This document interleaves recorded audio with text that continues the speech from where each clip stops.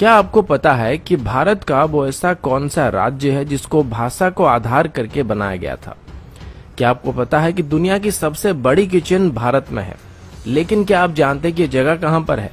क्या आपको पता है कि सिमलपाल नेशनल पार्क में ऐसी कौन सी चीज है जो पूरे दुनिया भर में कहीं पर भी देखने को नहीं मिलता है?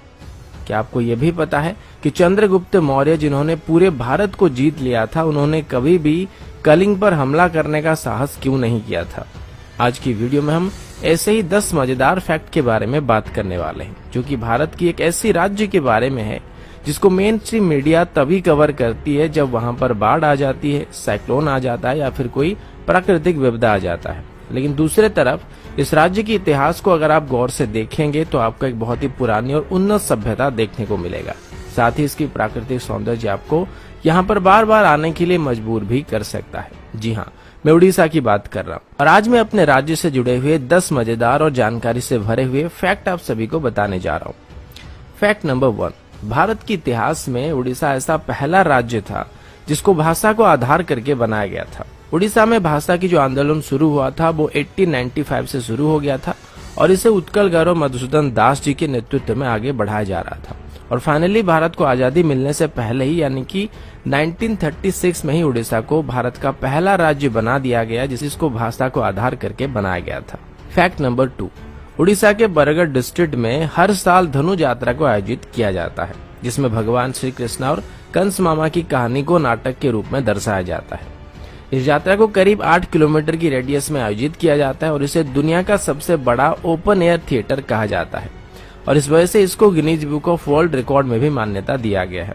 इस फेस्टिवल में कोई भी प्री रिटन स्क्रिप्ट नहीं होता है और इस फेस्टिवल के दौरान कंस वहां पर किसी भी इंसान को दंड दे सकते हैं। एक बार तो उड़ीसा के पूर्व चीफ मिनिस्टर स्वर्गीय बिजू पटनायक जी को भी कंस राजा को फाइन देना पड़ा था। फैक्ट नंबर 3, उड़ीसा का जो परंपरागत नृत्य है उसको ओडिसी कहा जाता है और ये बात बहुत सारे लोग जानते होंगे।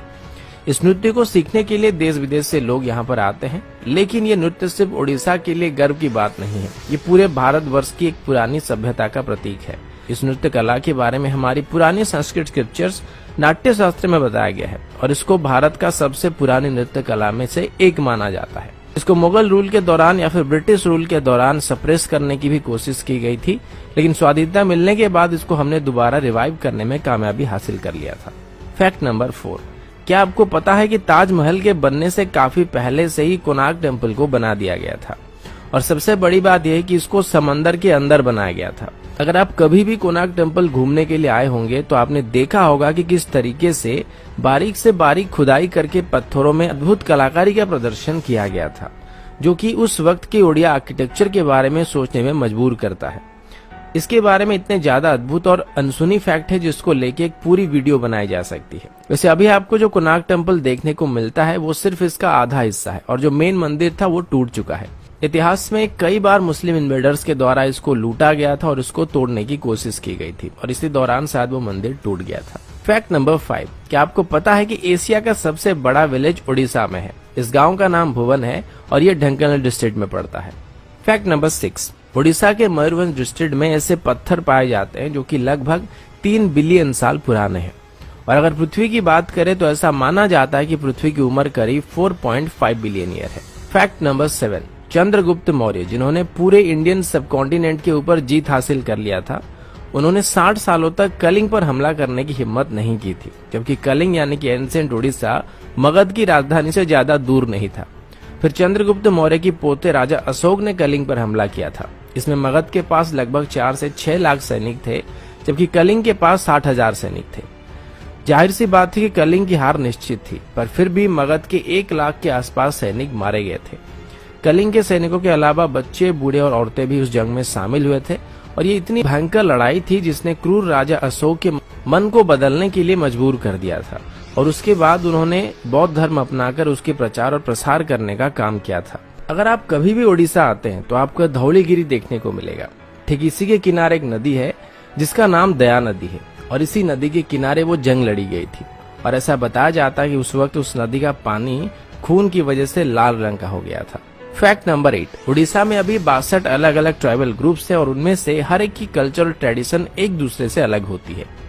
फैक्ट नंबर 9, आप सब सिमलपाल नेशनल पार्क के बारे में जानते होंगे, जो कि रॉयल बंगाल टाइगर्स के लिए फेमस है। लेकिन क्या आप जानते हैं कि यहाँ पर दुनिया की सभी प्रकार की ऑर्चिड पाए जाते हैं और पूरे दुनिया भर में कहीं पर भी ऐसी जगह नहीं है जहाँ पर ऑर्चिड की सभी वैरायटी पाई जाती हो। Fact number 10। अब उड़ीसा की फैक्ट के बारे में बात चल रही है तो जगन्नाथ धाम पुरी के बिना ये वीडियो पूरा नहीं हो सकता है। इसको 4 धामों में से एक कहा जाता है और हर एक हिंदू अपने जीवन काल के दौरान यहाँ पर एक बार जरूर आना चाहता है। यहाँ पर हर रोज हजारों लाखों लोग आते हैं और जगन्नाथ टेम्पल का जो किचन है उसको दुनिया का सबसे बड़ा किचन कहा जाता है। यहाँ पर 200 चूल्हे और करीब 400 कुक यहाँ पर रोज खाना बनाते हैं। यहाँ पर खाना बनाते वक्त 7 मटकों को एक के ऊपर एक करके रखा जाता है और सबसे पहले ऊपर वाले मटके का खाना तैयार होता है और सबसे अंत में नीचे वाले मटके का खाना तैयार होता है, जो कि चूल्हे के ऊपर बैठा होता है। औसतन यहाँ पर हर रोज 10,000 लोग खाना खाते हैं, लेकिन मंदिर में जो खाना बनाया जाता है उसकी क्वांटिटी साल भर सेम रहती है।